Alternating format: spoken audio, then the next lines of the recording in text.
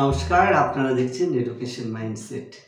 আপনাদের বাচ্চাকে শেখাতে গিয়ে কি খুব রাগ হচ্ছে? এবার আপনারা ভালোবাসায় শেখান, কোনো রাগ নয়। রাগ করে তাদের শেখাতে পারবেন না। আজ দেখুন ইতিবাচক শৃঙ্খলার 3টি অসাধারণ কৌশল। শিশুকে পরিষ্কার নিয়ম দিন। তাকে একেবারে শুরুতেই বলুন যে কি করা যাবে আর কি করা যাবে না। এই স্পষ্ট সীমারেখা যদি শিশুর কাছে থাকে, সে কিন্তু অনেকটা নিজেকে সংযত রাখার চেষ্টা করবে এবং বোঝার চেষ্টা করবে। কাজেই প্রথমেই একটি স্পষ্ট নিয়ম নীতি তৈরি করুন যে কি তার পক্ষে করা ঠিক হবে আর কি করা ঠিক হবে না। নিয়ম যত সহজ হবে, শিশুর বোঝাও তত সহজ হবে। সে যত সহজে বুঝবে, সে কিন্তু রাগ কম করবে, বলতে পারেন রাগ করবেই না।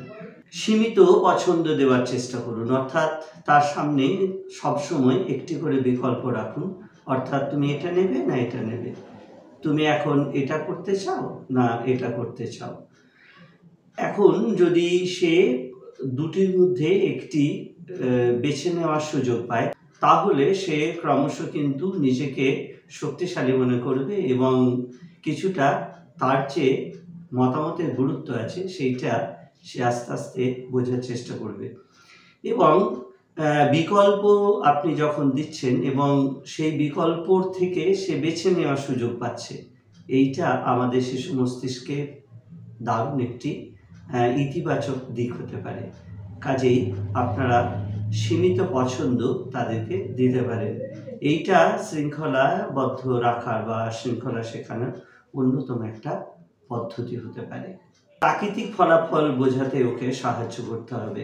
তাকে ছোট ছোট উদাহরণ দিয়ে বলতে হবে, তুমি যদি খেলনাগুলো গুছিয়ে না রাখো, তাহলে তুমি খেলার সময় তোমার কমে যাবে, তুমি খেলার সময় কম পাবে। অর্থাৎ এই শৃঙ্খলাটা তাদের যদি শেখাতে পারেন, আমি জাস্ট একটা খেলনার উদাহরণ দিয়ে বললাম, তার খাতা পেন্সিল হতে পারে, বই হতে পারে, তার স্কুলের অন্যান্য সামগ্রী হতে পারে।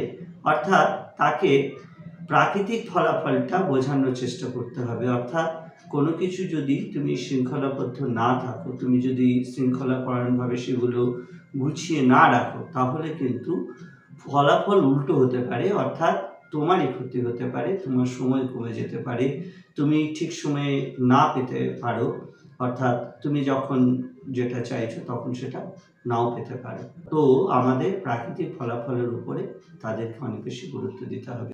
এই পদ্ধতিগুলো ব্যবহার করে দেখুন এবং এই পদ্ধতিগুলো ব্যবহার করে আপনার শিশুর জীবনে কোনো ইতিবাচক পরিবর্তন আসছে কিনা কমেন্টে জানাতে একেবারেই ভুলবেন না। আজ এই পর্যন্তই। সবাই ভালো থাকুন। নমস্কার।